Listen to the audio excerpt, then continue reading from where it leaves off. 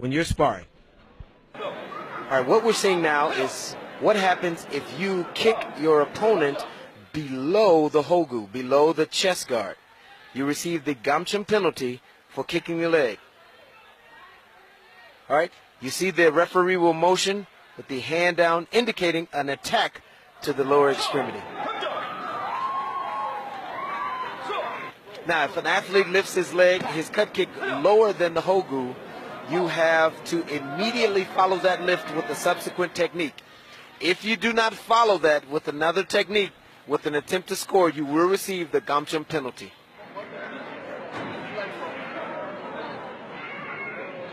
The red player attacked with a cut kick higher than the hogu, which is allowable.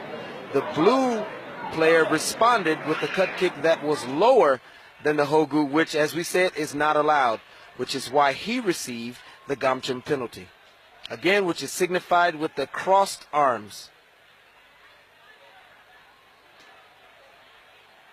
The blue player lifted the cut kick lower than the hogu, but immediately followed it with a technique, which is allowable. As long as a technique immediately follows that technique, you are able to follow up without receiving a gamchum penalty. Red player pushed while the blue player was attempting a technique.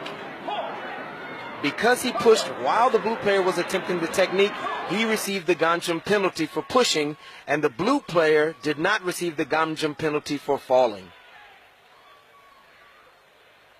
In a clinch, the blue player pushed to create space. The red player fell. He received the gamchum penalty for falling. Again, he receives this gamchum penalty because he was not attempting a technique. Now, that varies when we get to the boundary. The blue player created space by pushing the opponent, but he pushed him out of bounds, which results in a gamchum penalty, which is indicated by thrusting the hands forward for the pushing motion. Red player does a back kick.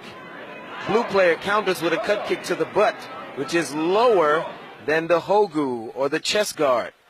This results in the blue player receiving a gamchum penalty. Again, the referee signifies we're kicking low. Blue player lands a cut kick on the chest guard. The red player slides back out, or is forced back out of bounds. The red player still receives the gamchum penalty for going outside of the boundary. That deduction is illustrated by the flipping of the hand.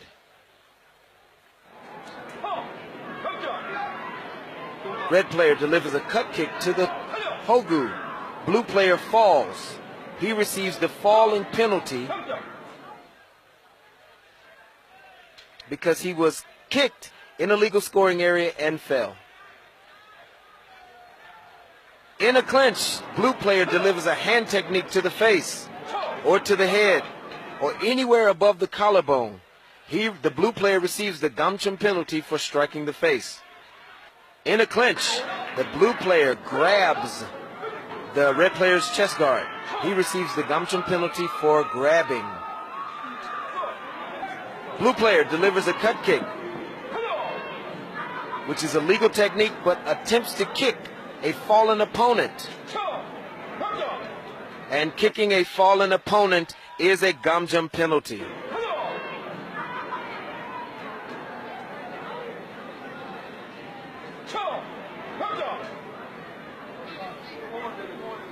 So even if an athlete lifts his leg for the cut kick and it's above the hogu and it's an acceptable height, you still have a maximum of 3 seconds to have your foot off the ground before you receive the gamchum penalty.